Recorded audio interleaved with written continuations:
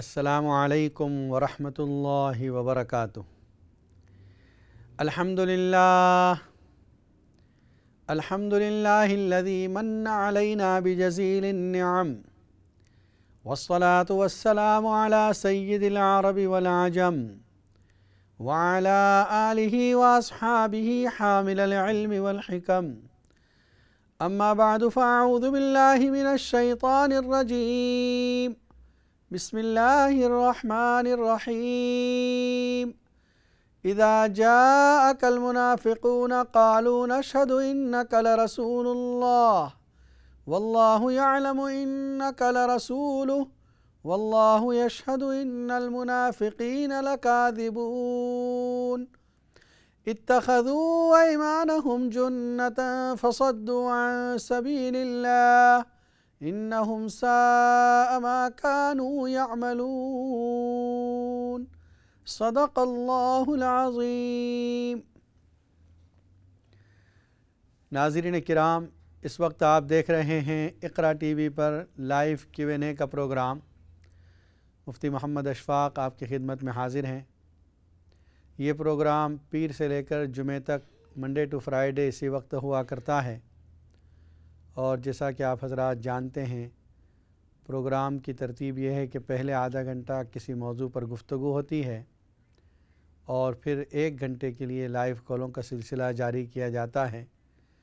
اگر آپ کے ذہن میں بھی کوئی سوال ہے تو آپ اس وقت کے دوران پوچھ سکتے ہیں، انشاءاللہ قرآن و سنت کی روشنی میں آپ کے سوالات کے جوابات دیے جائیں گے۔ آج جو آیتیں پڑھی گئی یہ سورہ منافقون کی آیتیں ہیں۔ منافقون یہ جمع کا صیغہ ہے، پلورل ہے منافق سے۔ جب واحد بولا جائے تو منافق کہا جاتا ہے، اور جب جمع بولا جائے زیادہ ہوں تو منافقون یا منافقین کہا جائے گا۔ نفقہ اس کے معنی ہوتے ہیں سرنگ، جس کو ہم ٹنل کہتے ہیں انگلش میں۔ ادھر سے جاتے ہیں ادھر نکل جاتے ہیں۔ اسی طرح منافق جو ہیں وہ اسلام کے اس طرف سے جاتے تھے اور اس طرف نکل جاتے تھے کفر کی طرف، اس وجہ سے ان کو منافق کہا گیا۔ یہ مدینہ طیبہ میں تھے، مکہ میں ان کا کوئی وجود ہی نہیں تھا۔ مکہ میں ایک ہی دشمن، علی الاعلان کھلم کھلا مشرک ایک دشمن۔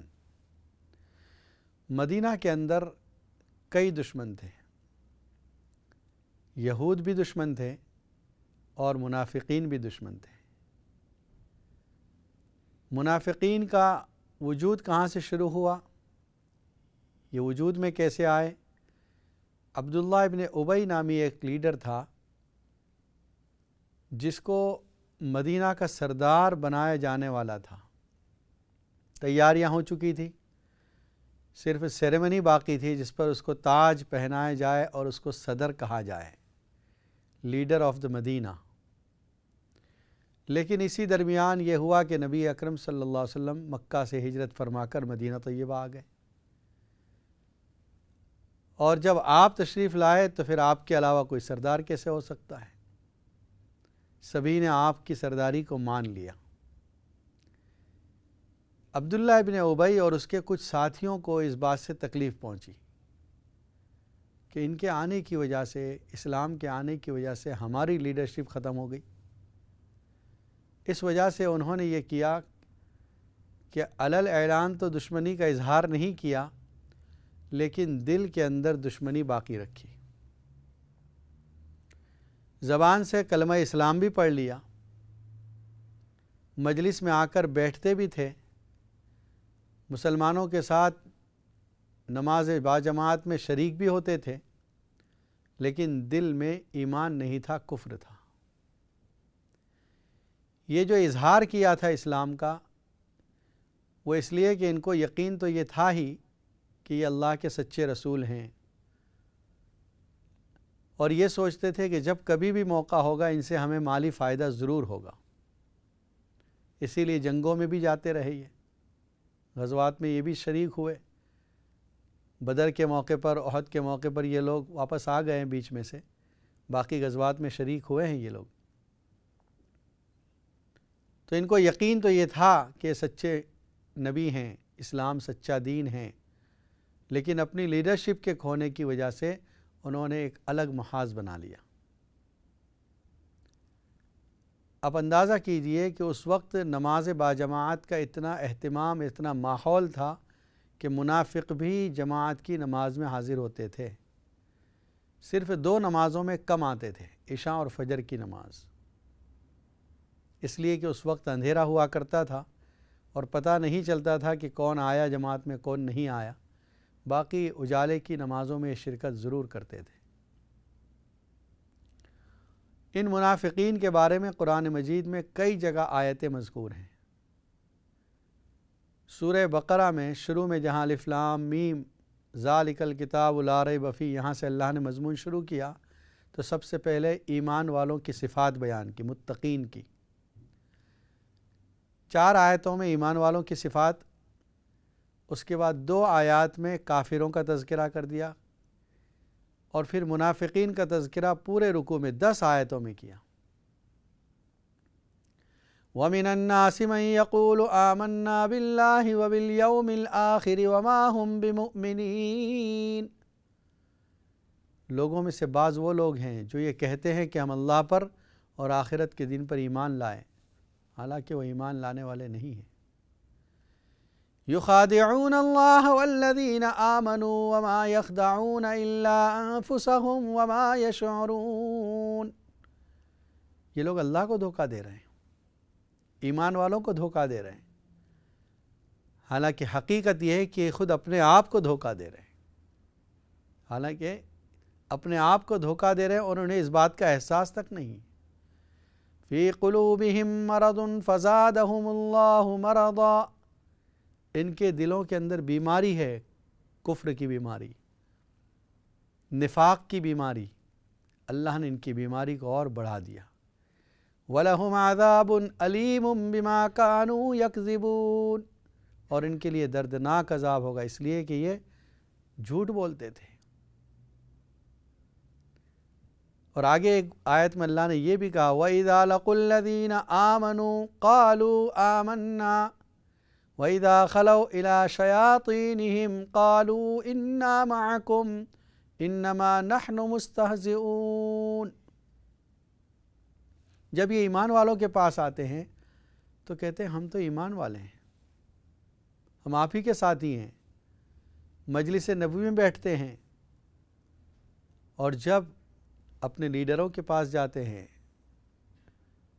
سرداروں کے پاس جاتے ہیں، کہتے ہیں انا معکم انما نحن مستہزئون، ہم تو تمہارے ساتھ ہیں ریئل میں۔ ان کے پاس جو جاتے ہیں وہ تو صرف مذاق اڑانے کے لیے، جسٹ ٹو میک اے فن، بس مذاق اڑانے کے لیے جاتے ہیں۔ اللہ تعالیٰ فرماتے ہیں اللہ ان کے مذاق کا جواب دے گا، ان کو سزا دے گا۔ ابھی یہ ڈھیل دی جا رہی ہے، مہلت دی جا رہی ہے، لیکن اس کے بعد ان کو سزا دی جائے گی۔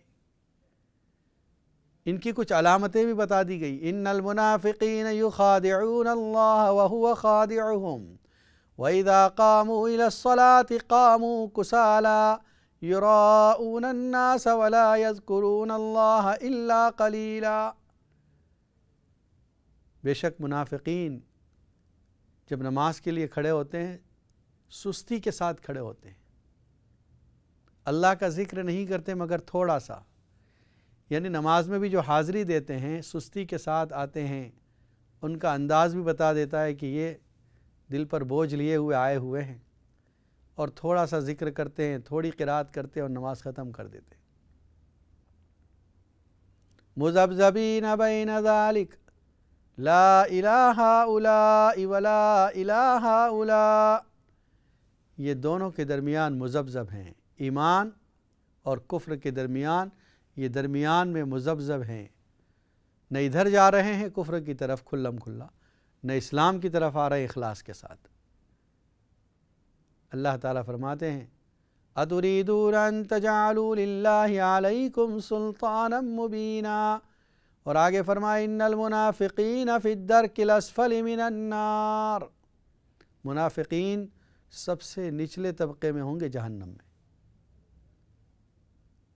جہنم کے کئی طبقات ہیں، 7 طبقات ہیں، اور جن میں سب سے نچلے طبقے میں منافقین ہوں گے۔ درک کا لفظ استعمال کیا قرآن مجید میں۔ ایک ہوتا ہے درجہ، درجہ ہوتا ہے جب نیچے سے اوپر کو شمار کرتے ہیں، 1 2 3 4، اس کو کہتے ہیں درجہ، اور جب اوپر سے نیچے کی طرف جاتے ہیں تو اس کو درک کہتے ہیں۔ 7 6 5 4 3، اس کو کہتے ہیں درک۔ تو یہ درک اسفل کا مطلب سب سے نچلے طبقے میں جہنم کے ہوں گے یہ لوگ۔ وَلَن تَجِدَ لَهُمْ نَصِيرًا، ان کے لیے کوئی مدد کرنے والا نہیں ہوگا۔ یہ منافقین کا تذکرہ اس صورت میں خاص طور پر کیا گیا۔ کیوں؟ ایک واقعہ پیش آیا تھا۔ وہ واقعہ کیا پیش آیا؟ غزوہ بنی المصطلق، جس کو غزوہ مریسی بھی کہتے ہیں، نبی اکرم صلی اللہ علیہ وسلم کو پتہ چلا کہ حارث ابن زرار نے تیاری کی ہوئی ہے اسلام کے خلاف، مسلمانوں کے خلاف۔ نبی اکرم صلی اللہ علیہ وسلم لڑنے کے لیے پہنچے۔ اس موقع پر قضیہ تو ختم ہو گیا، یعنی وہ لوگ سرنڈر کر دیے، انہوں نے لڑنے کی نوبت نہیں آئی، لیکن واپسی کے اندر راستے میں ایک جگہ کنویں پر جہاں پانی تھا وہاں قیام کیا تھا۔ جب قیام کیا تھا تو پانی کے بارے میں کچھ جھگڑا ہو گیا۔ مہاجرین اور انصار، ایک آدمی مہاجر تھا اور ایک انصاری تھا، ان کے درمیان جھگڑا ہوا۔ مہاجر نے زور سے آواز دی، یا علی المہاجرین، مہاجرین آ جاؤ۔ انصار نے اس کو پکارا، یا علی الانصار، انصاریوں آ جاؤ۔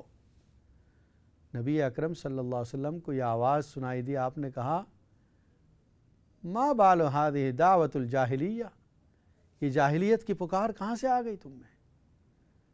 دعوها فإنها منتنۃ، چھوڑ دو اس کو، ایسے نعرے مت لگاؤ، یہ گندے اور بدبودار ہیں۔ اسلام کی اخوت تمہارے درمیان بھائی چارگی قائم ہو چکی ہے، اب کوئی مہاجر اور کوئی انصار، کوئی تمیز اور امتیاز نہیں باقی رہا، سب ایک رشتے میں پیروئے ہوئے ہیں، اور وہ اسلام کا رشتہ۔ پھر یہ ریس کی بنیاد کیوں؟ یہ امتیاز کیوں بڑھتا جا رہا ہے؟ یہ تعصب کیوں اختیار کیا جا رہا ہے؟ نبی اکرم صلی اللہ علیہ وسلم وہاں پہنچے اور سمجھایا، اور پھر وہ بات معاملہ ختم ہو گیا۔ جو 2 صحابی زخمی ہوئے تھے آپس میں، وہ بھی ایک دوسرے سے انہوں نے معافی تلافی کر لی، اور پھر سے بھائی بھائی کی طرح ہو گئے۔ اس موقع پر عبداللہ ابن ابی اپنے کچھ ساتھیوں کے ساتھ موجود تھا۔ اس نے اپنے منافقین جو اس کے ساتھی تھے ان سے کہا، دیکھا تم نے ان کو سہارا دیا، ان کو ٹھکانہ دیا، ان کی مدد کی، ان کی حفاظت کی، اور آخر یہی اب تمہارے اوپر چڑھ رہے ہیں، تم پر حملہ کر رہے ہیں، تم کو مار رہے ہیں۔ یہاں سے جب جائیں گے مدینہ تو ہم میں عزت والا ذلیلوں کو نکال دے گا مدینہ سے۔ یہ بات اس نے کہی۔ اس وقت اس کے تو حواریین، اس کے حمایتی موجود تھے۔ حضرت زید بن ارقم رضی اللہ تعالیٰ عنہ، یہ نوجوان صحابی ہیں، چھوٹے ہیں، یہ بھی موجود تھے۔ انہوں نے فوراً ٹوک دیا اور کہا، تیری مراد کیا ہے اس سے؟ کسے تو عزت والا اور کسے تو ذلیل کہہ رہا ہے؟ اس نے اپنی ذات کو عزت والا مراد لیا اور نبی صلی اللہ علیہ وسلم اور صحابہ کو ذلیل مراد لیا تھا۔ تو زید بن ارقم رضی اللہ تعالیٰ عنہ نے جب اس کی پکڑ کی، کہنے لگا، نہیں ایسی کوئی بات نہیں ہے، میں نبی صلی اللہ علیہ وسلم کے خلاف کوئی بات نہیں کہہ رہا ہوں، میں تو ایسے ہی بات کہہ رہا ہوں۔ حضرت زید بن ارقم سے رہا نہیں گیا، انہوں نے جا کر نبی صلی اللہ علیہ وسلم کو شکایت کر دی کہ وہ اپنے ساتھیوں کے ساتھ اس طرح کی بات کر رہا تھا۔ آپ نے فرمایا، نوجوان تو نے سنا ہے؟ زید بن ارقم کا جی ہاں میں نے سنا ہے۔ نبی اکرم صلی اللہ علیہ وسلم نے اس کو بلایا کہ تو نے ایسا کہا ہے؟ اس نے کہا، نہیں یہ تو غلط کہہ رہا ہے، یہ نوجوان غلط کہہ رہا ہے، میں نے ایسی بات نہیں کہی۔ اور اس نے نبی صلی اللہ علیہ وسلم کے سامنے حضرت زید ابن ارقم کو جھوٹا قرار دے دیا۔ باقی لوگ تو اس کے حمایتی تھے، اس لیے کوئی اس کے خلاف گواہی دینے کے لیے تیار نہیں۔ حضرت زید ابن ارقم اکیلے تھے۔ نبی اکرم صلی اللہ علیہ وسلم کو اس معاملے سے دیکھا کہ ایک تو صحابہ کرام کا آپس میں جھگڑا ہوا، انصار و مہاجرین کا، بعد میں یہ ایک مسئلہ آیا ہے، تو آپ نے فرمایا جو عام طور پر کوچ کرنے کا، روانگی کا اعلان نہیں دیتے تھے، ایسے موقع پر آپ نے فرمایا چلو روانہ ہو جاؤ یہاں سے۔ چلتے رہے، رات گزر گئی، پوری رات سفر کیا، پھر دوپہر کے وقت تک بھی سفر کیا، حالانکہ نارملی آپ آرام کے لیے ٹائم دیا کرتے تھے۔ دوپہر کے وقت ایک ٹھکانے پر جا کر آپ نے کہا چلو یہاں پڑاؤ ڈالتے ہیں۔ سب تھکے ماندے تھے، پھر سب سو گئے۔ زید بن ارقم رضی اللہ تعالیٰ عنہ کہتے ہیں میں نبی اکرم صلی اللہ علیہ وسلم کے ساتھ رہا، مجھے یقین تھا کہ میں نے جو سنا ہے وہ سچ ہے اور اللہ تعالیٰ نبی اکرم صلی اللہ علیہ وسلم کو میرے بارے میں بتا دے گا۔ مدینہ آنے سے پہلے یہ واقعہ پیش آیا۔ حضرت زید بن ارقم کہتے ہیں نبی اکرم صلی اللہ علیہ وسلم پر وحی کی کیفیت شروع ہوئی، اور جب ختم ہوئی تو آپ نے فرمایا نوجوان، اللہ تعالیٰ نے تمہاری تصدیق کر دی اور اس کو جھوٹا قرار دیا۔ اس کے بعد وہ پوری آیتیں سنائی، سورہ منافقون کی پڑھ کر سنا دی، جس میں اللہ تعالیٰ نے فرمایا اذا جاءك المنافقون قالوا نشهد انك لرسول اللہ۔ یہ منافقین جب آپ کے پاس آتے ہیں کہتے ہیں کہ بے شک آپ اللہ کے رسول ہیں۔ واللہ یعلم انک لرسول، اللہ کو پتہ ہے کہ بے شک آپ اللہ کے رسول ہیں۔ واللہ یشہد، اللہ یہ بات کی گواہی دیتا ہے کہ یہ جھوٹے ہیں اپنی بات میں، یہ یقین نہیں کر رہے ہیں۔ اتخذوا ایمانہم جنتاً، انہوں نے اپنی قسموں کو کہ ہم مسلمان ہیں، یہ قسموں کو اپنے اوپر عذاب سے آڑ بنا لیا ہے، شیل کی طرح استعمال کر رہے ہیں اس قسموں کو۔ اور پھر آگے وہ تذکرہ، خصوصاً اس واقعے کا تذکرہ، اللہ تعالیٰ فرماتے یقول لئن رجعنا الى المدینۃ لیخرجن الاعز منها الاذل۔ یہ منافقین یہ کہتے ہیں کہ جس وقت ہم مدینہ واپس لوٹیں گے ہم میں کا عزت والا ذلیل کو نکال دے گا۔ اللہ تعالیٰ فرماتے وَلِلَّهِ الْعِزَّةُ وَلِرَسُولِهِ وَلِلْمُؤْمِنِينَ وَلَكِنَّ الْمُنَافِقِينَ لَا يَعْلَمُونَ۔ عزت تو اللہ کے اختیار میں، عزت تو اس کے رسول کی ہے، عزت مومنین کے لیے ہے، منافقین نہیں جانتے اس بات کو۔ جب یہ آیت نازل ہوئی اب یہ بات سب کے سامنے کھل گئی، پول کھل گئی منافقین کی۔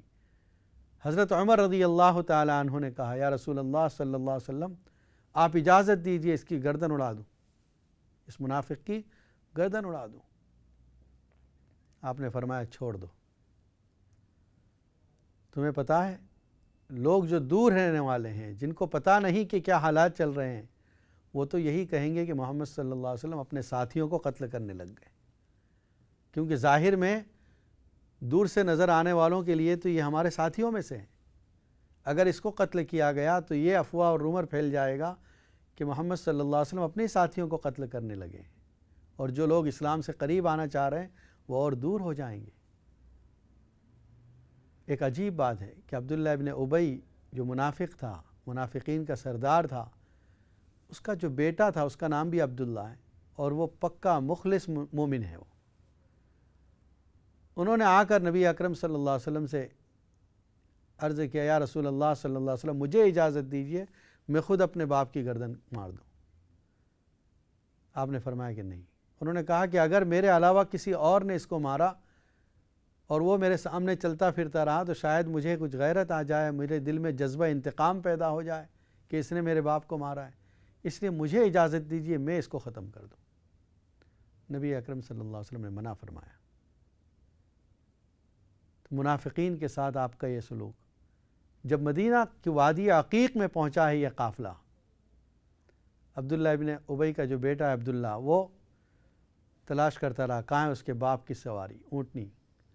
جب اس کا باپ آیا تو اس کو روک لیا، اونٹنی کو بٹھایا اور کہا کہ میں تجھے اس وقت تک مدینہ میں داخل نہیں ہونے دوں گا جب تک محمد صلی اللہ علیہ وسلم تجھے داخل ہونے کی اجازت نہ دے۔